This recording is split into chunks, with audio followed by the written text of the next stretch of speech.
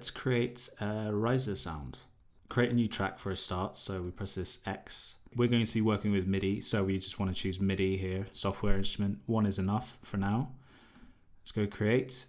Now a riser is made up of 2 things. So it's long and sustaining, and then the other aspect to it is it rises in pitch over time. It just keeps rising and goes up. So to create that, we want to find a sound that sustains for a long time. And I'm thinking strings. Strings immediately works. It always works. So if in doubt, just choose strings. So let's do just that.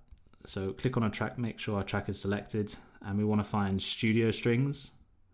Let's go stereo. Okay, so violins. This should be good. And we want to create a dissonant sound, so we can just play 2 notes very close together, like this. So I'm playing E and F there, and they're just being played at the same time. It's creating that tense horror kind of sound, which is perfect. So let's record that first, and then we'll worry about the rise and pitch later. So let's hit record there, and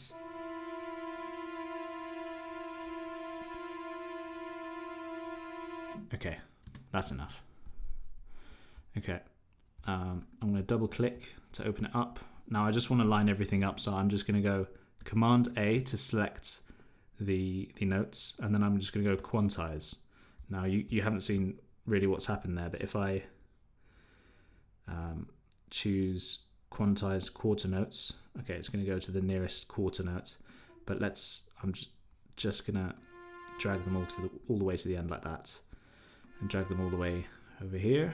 So it's just one long sustaining note, and it's sustaining for 4 bars, which is the perfect amount of time, really.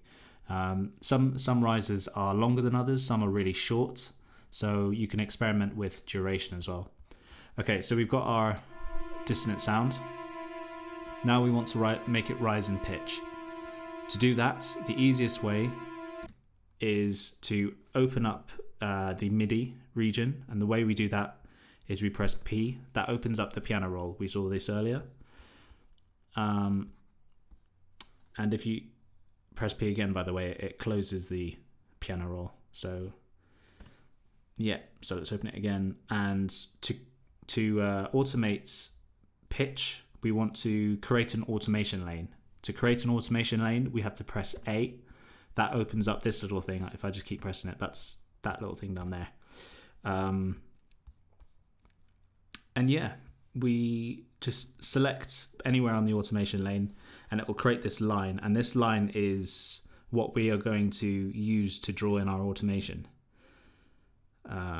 Let's set it to 0. Come on. Okay, so we want to choose pitch bend. It was already on pitch bend, so that's good. Ignore all of this stuff. You don't need to bother with any of that. We just want to find pitch bend, select it. So it's on pitch bend. Make sure this is activated. And then we want to create a node. To create a node, you just click anywhere on the line, and you can sort of drag it and move it up and down like that.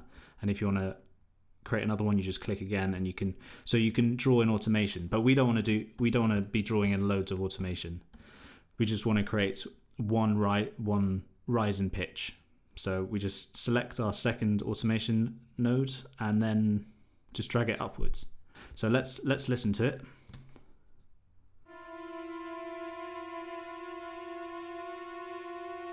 Right. Okay, cool. So it already sounds pretty good. And if you don't want to continue, you can stop here. This is also fine. This is considered a riser. It sounds pretty good already. You can use this in your music, for sure.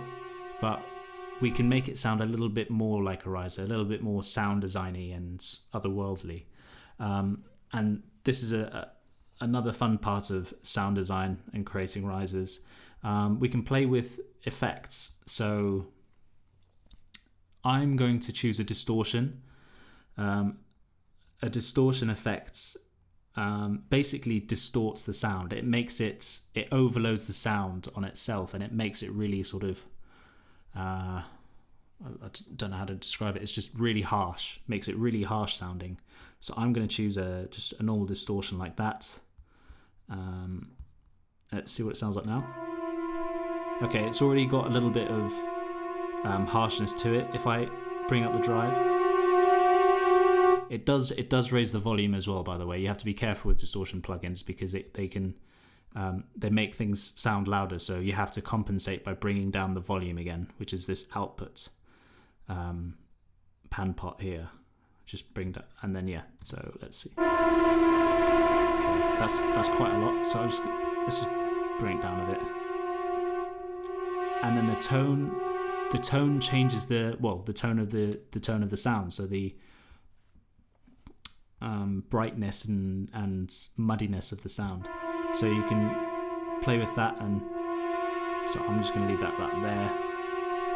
Okay, that's already sounds better than what we had before. It was good before, and now it's better. I think I'm going to add something else to it. So let's go into modulation and choose a chorus effect. So a chorus effect makes things sound a bit sort of out there and, I don't know, whooshy kind of. The thing is with effects, you do have to listen to them by themselves and just experiment until you understand effects in general. But yeah, let's see what it sounds with chorus. Okay. So I brought the chorus rate up, and that sounds kind of cool. Let's add intensity to it. Okay, that's way too much. Let's just leave it about there. Bring that down a bit. Often with sound design, less is more as well, so you don't want to overdo things because then it starts to sound really weird. But yeah, that already sounds really good. Let's create another track, and what we'll do, this is another sound design technique, is you can layer things. So you can create more detail within the piece of sound that you're creating, the sound effect that you're creating, by layering things. So that's what we'll do here, and we're going to use an audio track now.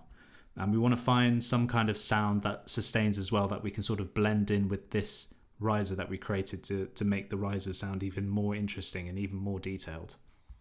So I'm going to, because it's audio, I'm going to go in here and I'm going to look for some audio. I'm just going to go, I'm thinking like a drum cymbal. Drum cymbals have a very harsh and dissonant sound. So I'm going to just type in here crash, and we've actually got riser sounds here. So you could cheat and you could just choose riser sounds here.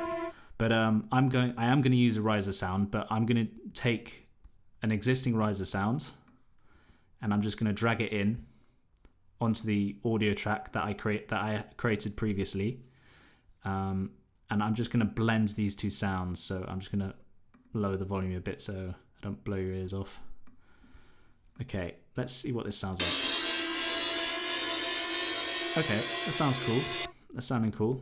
Let's just bring this down a little bit because it's a bit overpowering. Still a bit.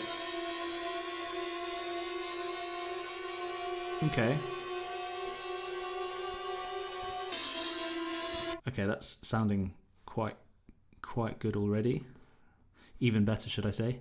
And what I want to do, the last thing that I want to do to this audio is, because the start of this part of the riser sound, this beginning part, it sort of just jumps in. I don't want that. I want it to fade in.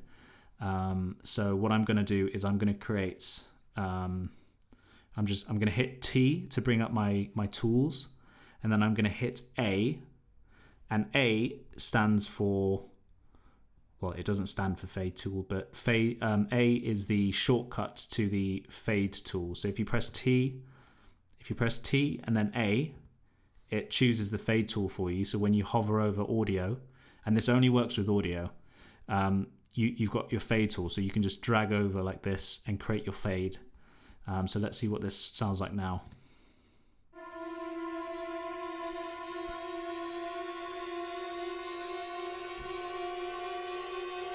Okay, that's sounding better, but I want to adjust the fades just a little bit. I just want to, yeah, I want to do that.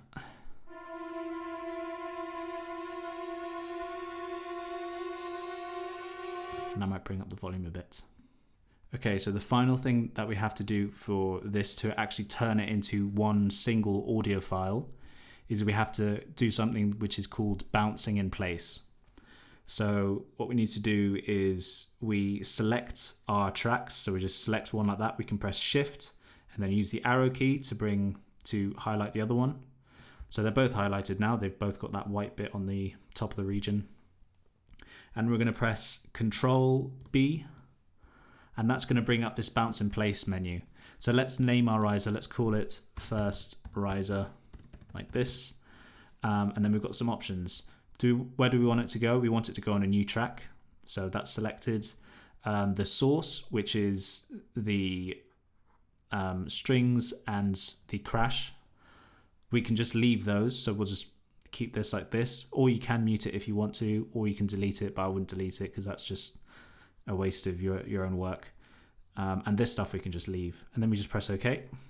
And then it creates an audio track for us, and it's created it here. So let's mute this and mute this. And so this is one single, oops, I still have my fade tool on, so that's why that's happened. So let's just get rid. In fact, I'm just going to go Command Z. Command Z, by the way, gets, Command Z is undo. So that's a really useful one. But so I've got my pointer selector tool here. So this is what we created.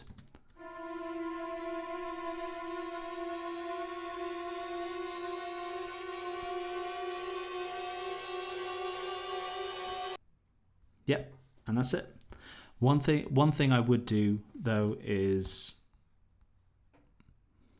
I would just add a fade here, just so that when it does finish, it doesn't you don't hear like a slight clipping at the end, because that's one thing that we want to avoid. We want to avoid any clipping or harsh noises. So just okay, that fade is a bit too big, so let's go with that. But yeah, that's your riser.